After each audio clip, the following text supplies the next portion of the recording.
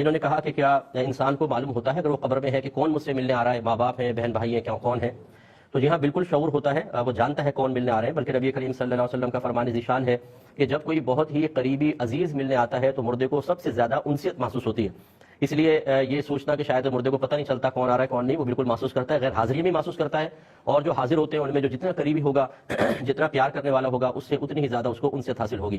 اب ہمارے یہاں بڑی عجیب و غریب صورتحال ہے، ماں باپ جو ہوتے ہیں وہ بیچارے قبروں کے اندر ہیں، اولادیں باہر رہ رہی ہیں، رسمی طور پہ جنازوں میں چہرہ دیکھنے کے لیے تو آنے کے لیے تیار ہوتے ہیں، آ کے اور اس کے بعد سال ہر سال پھر غائب رہتے ہیں، اس کے بعد ماں باپ تڑپتے رہے قبروں میں، کبھی ان کی قبر کی زیارت کرنے کے لیے نہیں آتے ہیں۔ یہ ہمیشہ یاد رکھیے کہ جیسا انسان کرے گا مکافات عمل ہوتا ہے، پھر اپنی اولاد بھی پھر ایسی کرے گی، قبر میں دفنا کر بھول جائے گی اور انسان قبر میں تڑپتا رہے گا۔ ایسا نہ ہو، ہماری کوئی دعا نہیں ہے خدا نہ خواستہ، لیکن ایک نتیجہ جو میں وہ آپ کو عرض کر رہا ہوں کہ بہت ہی بے حسی کا دور ہے کہ ہم نہ ایصال ثواب کرتے ہیں، نہ ثواب جاریہ، اور نہ قبر پہ آتے ہیں۔ اگر کوئی باہر سے آتا بھی ہے تو رشتہ داروں سے اتنا ملنا ہوتا ہے کہ قبر پہ جانے کا وقت ہی نہیں ملتا۔ جب وقت ہی نہیں ملا، بس حتیٰ کہ واپسی کی فلائٹ ہو گئی ہے، تو پھر یہی رویہ یاد رکھیے گا آپ کے ساتھ بھی عنقریب ہونے والا ہے۔